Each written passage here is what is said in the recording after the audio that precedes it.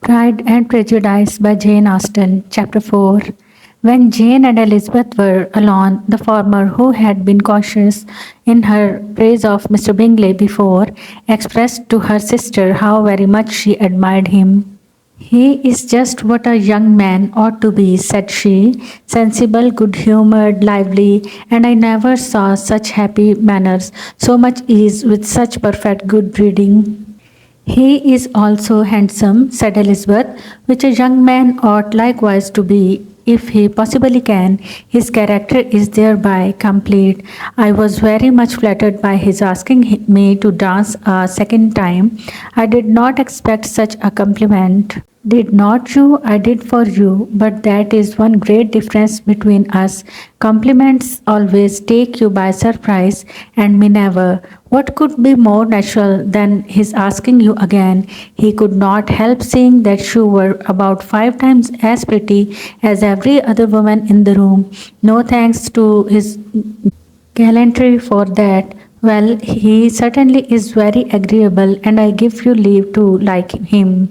You have liked many a stupider person, dear Lizzie. Oh, you are a great deal too apt. You know to like people in general. You never see a fault in anybody. All the world are good and agreeable in your eyes. I never heard you speak ill of a human being in my life.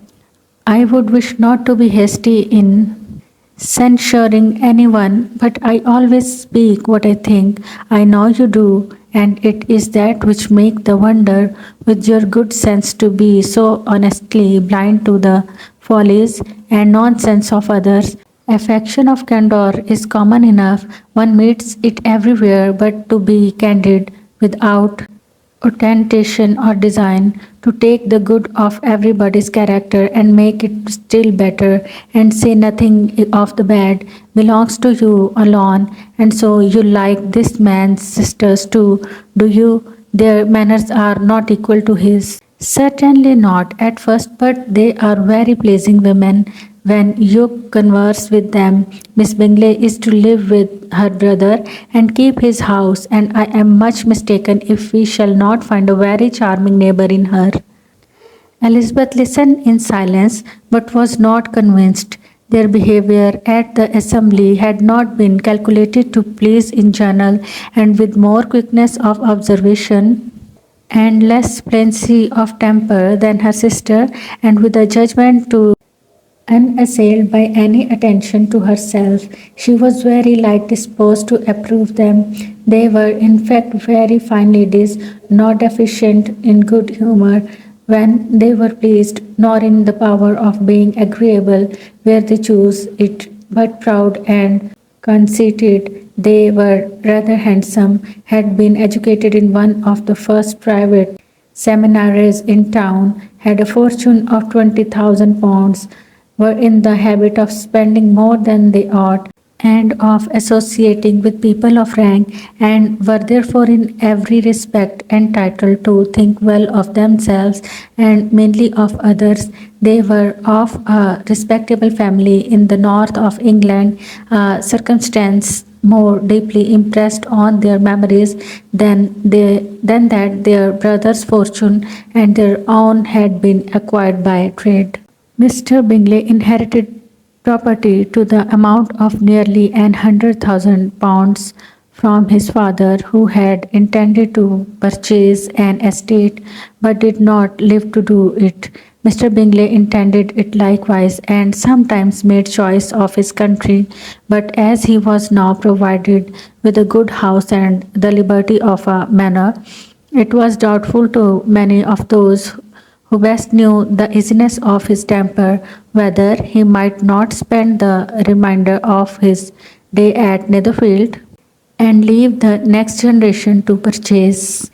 His sister were very anxious for his having an estate of his own, but though he was now established only as a tenant, Miss Bingley was by no means unwilling to preside at his table, nor was Mrs. Hurst, who had married a man of more fashion than fortune, less disposed to consider his house as her home when it suited her. Mr. Bingley had not been of age 2 years when he was tempted by an accidental recommendation to look at Netherfield House. He did look at it and into it for half an hour, was pleased with the situation and the principal rooms, satisfied with what the owner said in its praise, and took it immediately. Between him and Darcy there was a very steady friendship in spite of great opposition of character.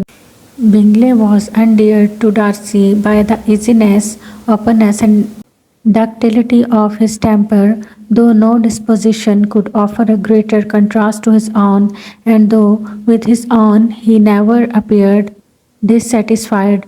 On the strength of Darcy's regard, Bingley had the firmest reliance, and of his judgment the highest opinion. In understanding Darcy was the superior. Bingley was by no means deficient, but Darcy was clever. He was at the same time haughty, reserved, and fastidious, and his manners, though well bred, were not inviting. In that respect, his friend and greatly the advantage. Bingley was sure of being liked. Whenever he appeared, Darcy was continually giving offence. The manner in which they spoke of the Meryton assembly was sufficiently characteristic. Bingley had never met with pleasanter people or prettier girls in his life. Everybody had been most kind and attentive to him.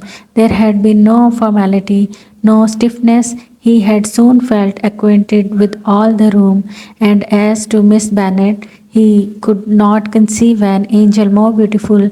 Darcy, on the contrary, had been a collection of people in whom there was little beauty and no fashion, for none of whom he had felt the smallest interest, and from none received either attention or pleasure.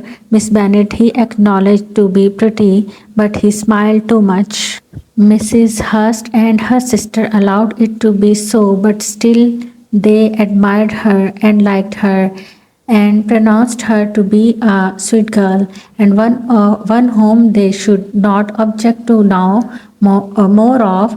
Miss Bennet was therefore established as a sweet girl, and their brother felt authorized by such commendation to think of her as he chose. Pride and Prejudice by Jane Austen, Chapter 5. Within a short walk of Longbourn lived a family with whom the Bennets were particularly intimate. Sir William Lucas had been formerly in trade in Meryton, where he had made a tolerable fortune and risen to the honour of knighthood by an address to the king during his mayoralty.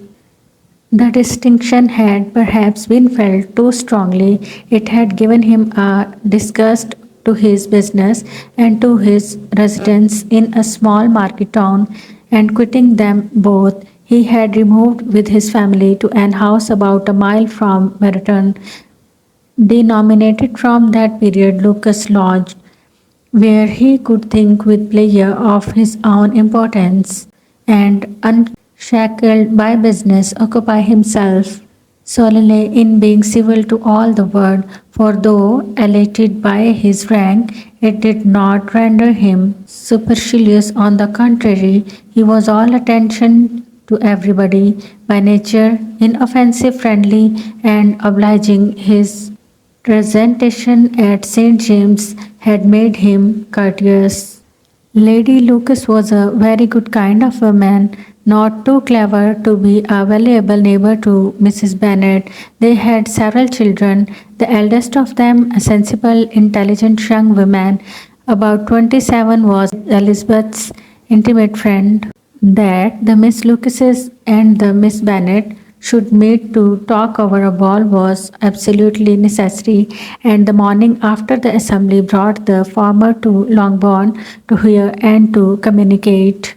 "You began the evening well, Charlotte," said Mrs. Bennet with civil self-command to Miss Lucas. "You were Mr. Bingley's first choice." "Yes, but he seemed to like his second better." "Oh, you mean Jane, I suppose, because he danced with her twice. To be sure, that did seem as if he admired her. Indeed, I rather believe he did. I heard something about it, but I hardly know what. Something about Mr. Robinson. Perhaps you mean what I overheard between him and Mr. Robinson. Did not I mention it to you? Mr. Robinson's asking him how he liked our Meriton assemblies and whether he did not think there were a great many pretty women in the room and which he thought the prettiest, and his answering immediately to the last question, "Oh, the eldest Miss Bennet, beyond a doubt. There cannot be two opinions on that point." Upon my word, well, that was very decided indeed. That does seem as if, but however, it may all come to nothing. You know, my overhearings were more to the purpose than yours, Eliza, said Charlotte. Mr. Darcy is not so well worth listening to as his friend, is he? Poor Eliza, to be only just tolerable. I beg you would not put it into Liz's head to be vexed by his ill treatment, for he is such a disagreeable man that it would be quite a misfortune to be liked by him. Mrs. Long told me last night that he sat close to her for half an hour without once opening his lips. "Are you quite sure, ma'am? Is not there a little mistake?" said Jane. "I certainly saw Mr. Darcy speaking to her. Because she asked him at last how he liked Netherfield, and he could not help answering her, but she said he seemed very angry at being spoke to." "Miss Bingley told me," said Jane, "that he never speaks much unless among his intimate acquaintance. With them he is remarkably agreeable. I do not believe a word of it, my dear. If he had been so very agreeable, he would have talked to Mrs. Long, but I can guess how it was. Everybody says that he is eat up with pride, and I dare say he had heard somehow that Mrs. Long does not keep a carriage, and had come to the ball in a hack chaise. "I do not mind his not talking to Mrs. Long," said Miss Lucas, "but I wish he had danced with Eliza. Another time, Lizzie," said her mother, "I would not dance with him if I were you." "I believe, ma'am, I may safely promise you never to dance with him. His pride," said Miss Lucas, "does not offend me so much as pride often does, because there is an excuse for it. One cannot wonder that so very fine a young man, with family fortune, everything in his favour, should think highly of himself. If I may so express it, he has a right to be proud." "That is very true," replied Elizabeth, "and I could easily forgive his pride if he had not mortified mine." "Pride," observed Mary, who piqued herself upon the solidity of her reflections, "is a very common failing, I believe, by all that I have ever read. I am convinced that it is very common indeed, that human nature is particularly prone to it, and that there are very few of us who do not cherish a feeling of self complacency on the score of some quality or other, real or imaginary. Vanity and pride are different things. Though the words are often used synonymously, a person may be proud without being vain. Pride relates more to our opinion of ourselves, vanity to what we would have others think of us. If I were as rich as Mr. Darcy, cried a young Lucas, who came with his sisters, I should not care how proud I was. I would keep a pack of foxhounds and drink a bottle of wine every day. "Then you would drink a great deal more than you ought," said Mrs. Bennet, "and if I were to see you at it, I should take away your bottle directly." The boy protested that she should not. She continued to declare that she would, and the argument ended only with the visit. Pride and Prejudice by Jane Austen, Chapter 6. The ladies of Longbourn soon waited on those of Netherfield. The visit was returned in due form.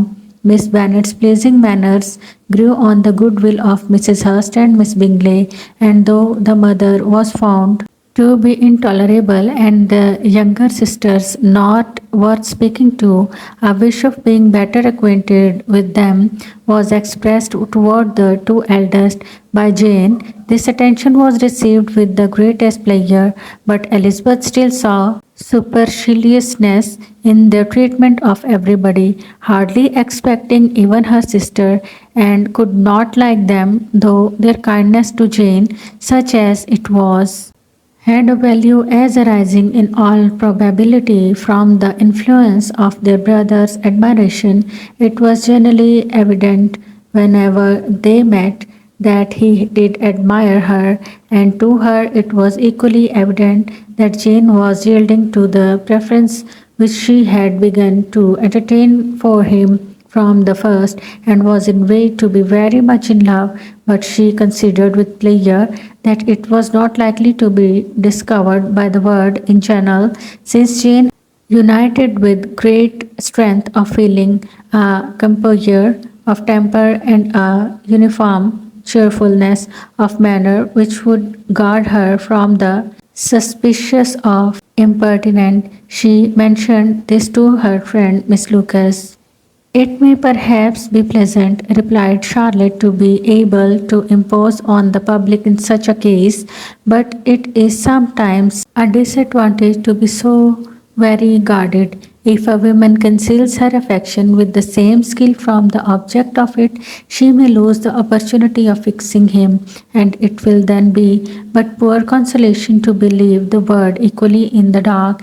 There is so much of gratitude or vanity in almost every attachment that it is not safe to leave any to itself. We can all being freely. A slight preference is natural enough, but there are very few of us who have heart enough to be really in love without encouragement.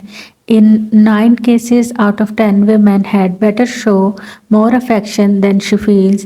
Bingley likes your sister undoubtedly, but he may never do more than like her if she does not help him on.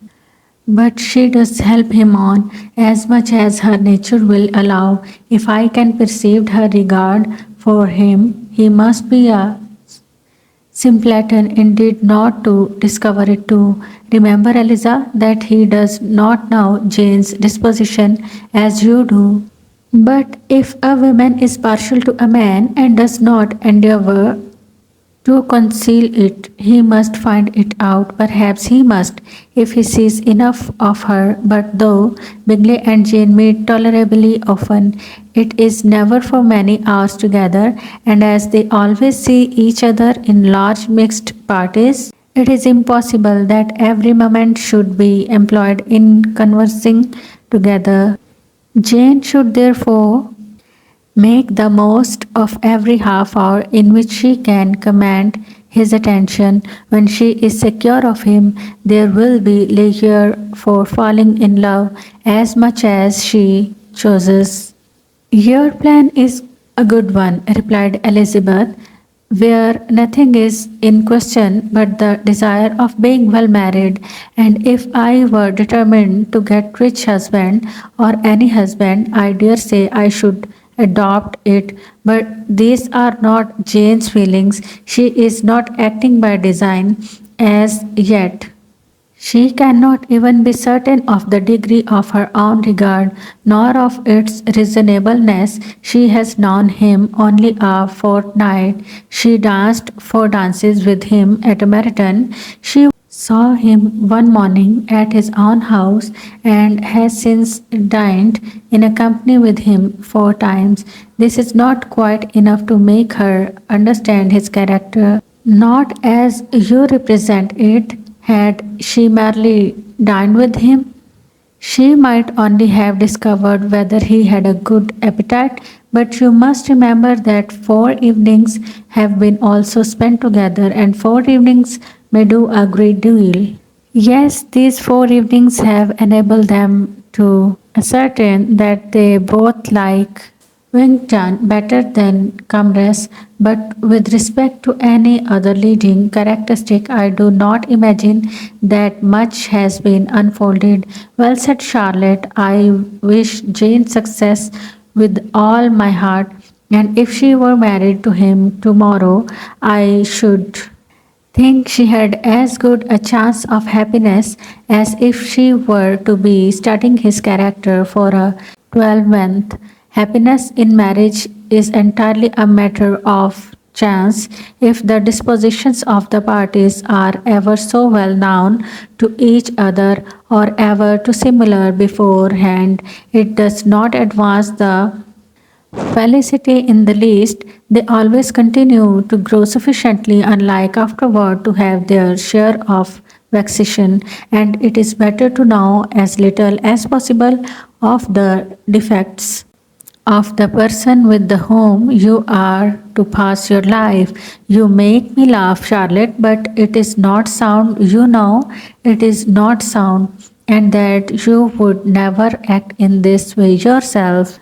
Occupied in observing Mr. Bingley's attention to her sister, Elizabeth was far from suspecting that she was herself becoming an object of some interest in the eyes of his friend. Mr. Darcy had at first scarcely allowed her to be pretty. He had looked at her without admiration at the ball, and when they next met, he looked at her only to criticize. But no sooner had he made it clear to himself and his friends that she had hardly a good feature in her face than he began to find it was rendered uncommonly intelligent by the beautiful expression of her dark eyes. To this discovery succeeded some others equally mortifying, though he had detected with a critical eye more than one failure of perfect symmetry in her form. He was forced to acknowledge her figure to be light and pleasing, and in spite of his asserting that her manners were not those of the fashionable world, he was caught by their easy playfulness. Of this she was perfectly unaware. To her, he was only the man who made himself agreeable nowhere and who had not thought her handsome enough to dance with. He began to wish to know more of her, and as a step toward conversing with her himself, attending to her conversation with others, his doing so drew her notice. He was a Sir William Lucas's, where a large party were assembled. What does Mr. Darcy mean, said she to Charlotte, by listening to my conversation with Colonel Forster? That is a question of which Mr. Darcy only can answer, but if he does it any more, I shall certainly let him know that I see what he is about. He has a very satirical eye, and if I do not being impertinent myself, I shall soon grow afraid of him. On his approaching them soon afterward, though without seeming to have any intention of speaking, Miss Lucas defied her friend to mention such a subject to him, which immediately provoking Elizabeth to do it, she turned to him and said, "Did not you think, Mr. Darcy, that I expressed myself uncommonly well just now when I was teasing Colonel Forster to give us a ball at Marathon?" With great energy, but it is a subject which always make a lady energetic. You are 7 on us. It will be her turn soon to be teased, said Miss Lucas. I am going to open the instrument, Eliza, and you know what follows. You are very strange creature by way of a friend, always wanting me to play and sing before anybody and everybody. If my vanity had taken a musical turn, you would have been invaluable. But as it is, I would really rather not sit down before those who must be in the habit of hearing the very best performers on Miss Lucas's preserving, however, she added, very well. If it must be so, it must. And gravely glancing at Mr. Darcy, there is a fine old saying which everybody here is of course familiar with, keep your breath to cool your porridge. and I shall keep mine to swell my song. Her performance was pleasing, though by no means capital.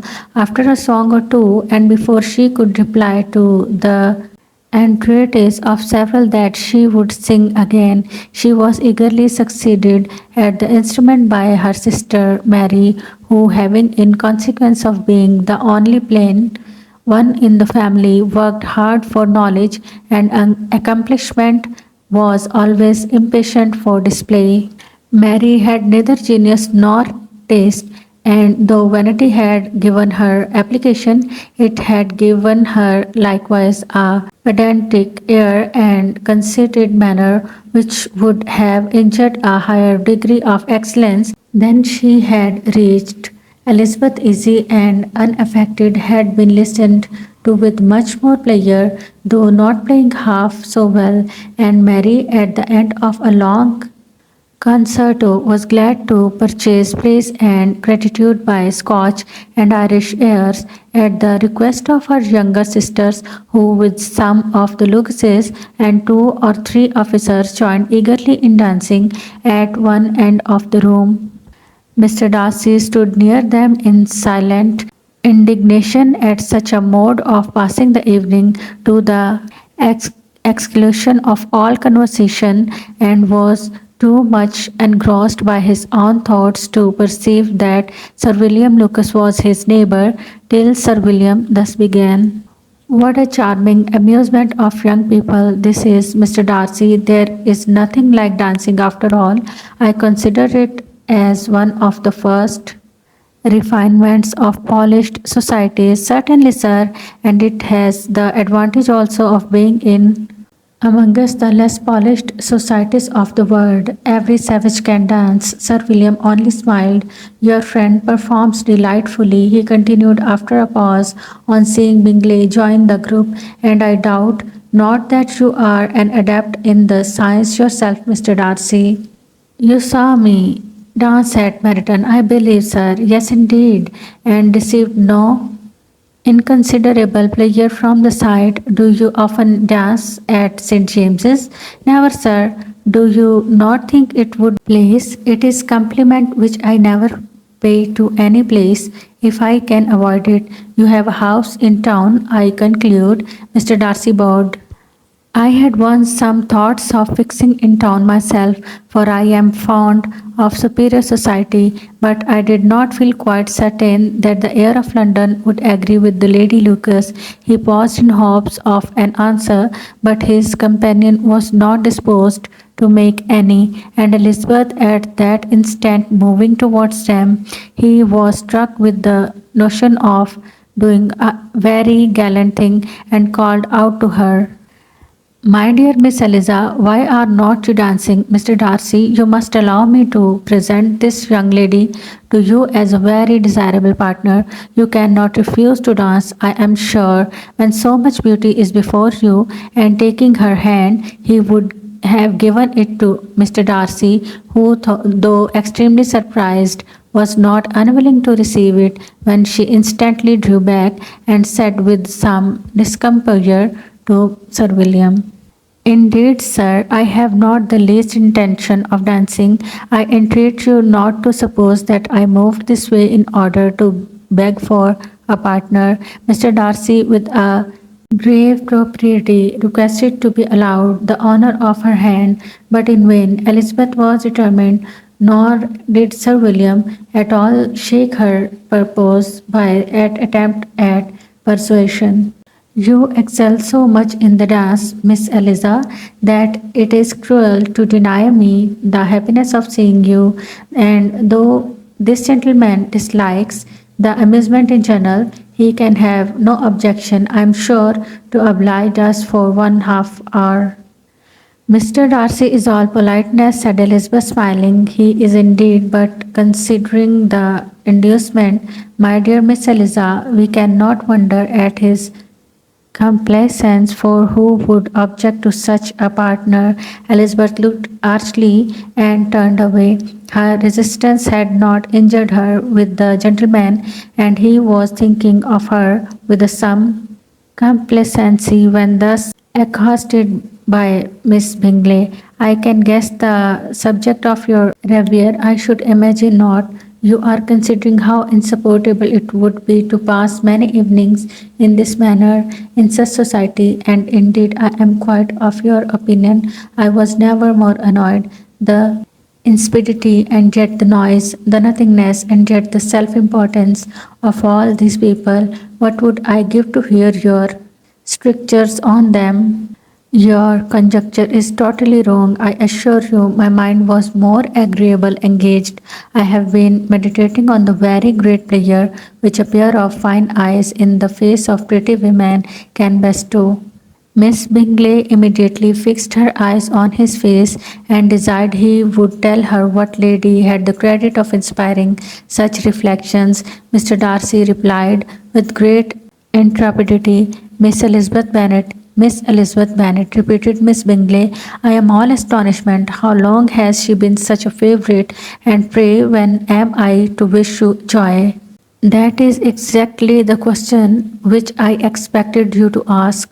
A lady's imagination is very rapid. It jumps from admiration to love, from love to matrimony. In a moment, I knew you would be wishing me a joy. Nay, if you are so serious about it, I shall consider the matter as absolutely settled. You will have a charming mother in law indeed, and of course, she will be always at Pamberley with you. He listened to her with perfect indifference while she chose to entertain herself in this manner, and as his composure conceived her that all was safe, her wit flowed long.